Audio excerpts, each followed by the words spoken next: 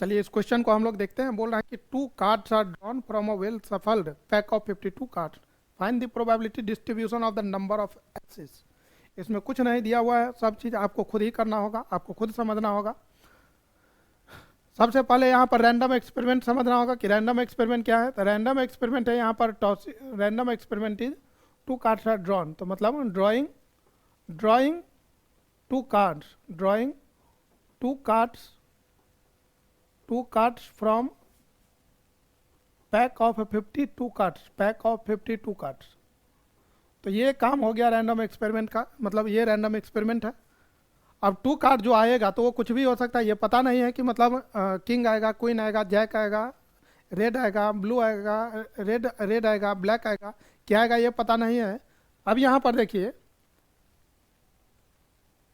Find the probability distribution of the number of aces, number of aces, एक का, A S मतलब एक का।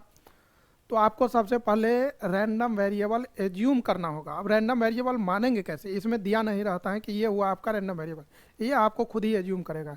जिसका प्रोबेबिलिटी डिस्ट्रीब्यूशन पूछेगा वही रैंडम वेरिएबल होगा और वही आपको एज्यूम करना है। तो आपको खुद से ही मानना पड़ेगा कि let x is the random variable of, किसका रैंडम वेरिएबल ऑफ, तो number of aces, number of aces.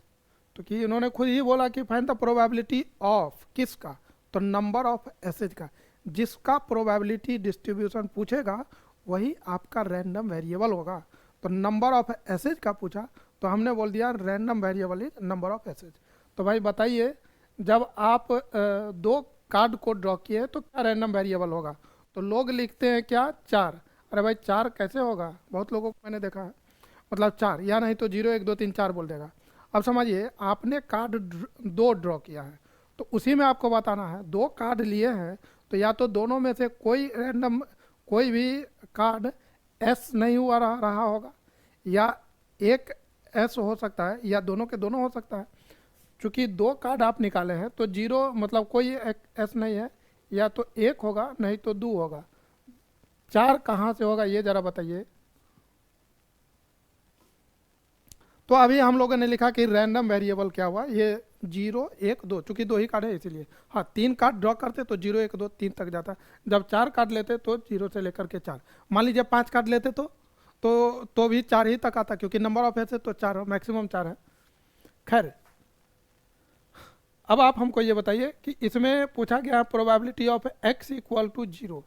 तो भाई x इक्वल टू 0 का मतलब क्या हुआ है, x इक्वल टू 0 मतलब दोनों के दोनों जो है नॉन एस रहा होगा।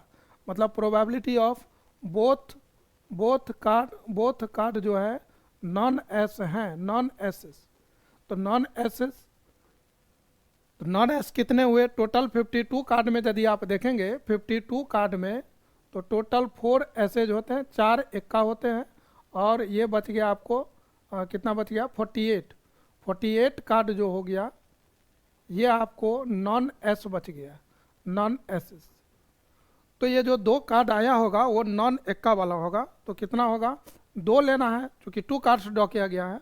तो प्रोबेबिलिटी जब भी आप निकालिएगा तो number of event by number of sample space होता है। नंबर ऑफ इवेंट कितना होगा, तो टोटल 48 है, 48 में से 2 लेना है तो कितना होगा, तो 48C2, और नंबर ऑफ सैंपल स्पेस तो टोटल 52 है, 52 में से 2 ले रहे हैं।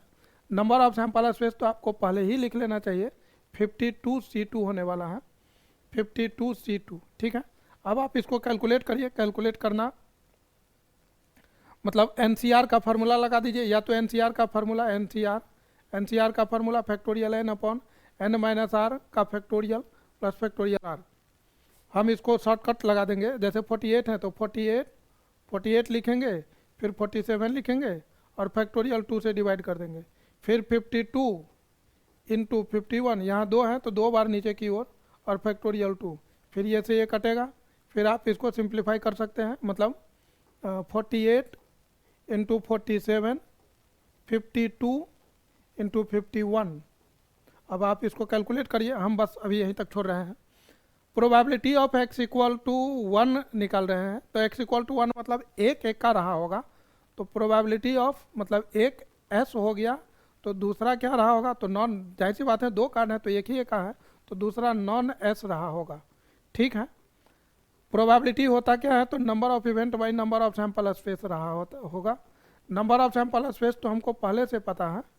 नंबर ऑफ इवेंट एक एक का है, एक नॉन एक का है, तो एक का 4 होता है, 4 में से एक आया होगा तो 4C1 हो गया, मल्टीप्लाइड बाय एक नॉन एक का होगा तो 48C1, ये आपको आ गया 4 इंटू 48 डिवाइडेड बाई 52C2। ये कैलकुलेट करना पड़ेगा भैया, आप ये कैलकुलेट करिए खुद से। Probability of x equal to 2, मतलब 2, इसका मतलब क्या हुआ कि दोनों के दोनों both are aces, both the cards, both cards जो है आपका, बोथ कार्ड्स जो है आर एसेज, एक का है। तो भाई number of event by number of sample space, number of event आपका कितना हो गया, मतलब 4 में से 4C2 अपॉन 52C2, यह आ गया, कैलकुलेट हो जाएगा।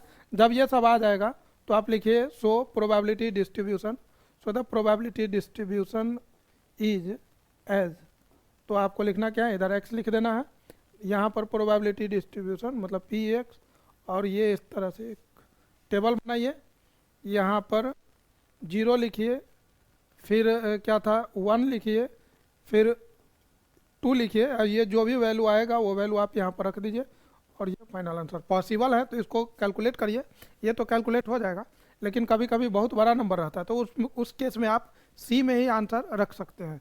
तो ये हम इसको कैलकुलेट नहीं किए हैं, आपके लिए छोड़ दिए हैं, आप इसको कर सकते हैं।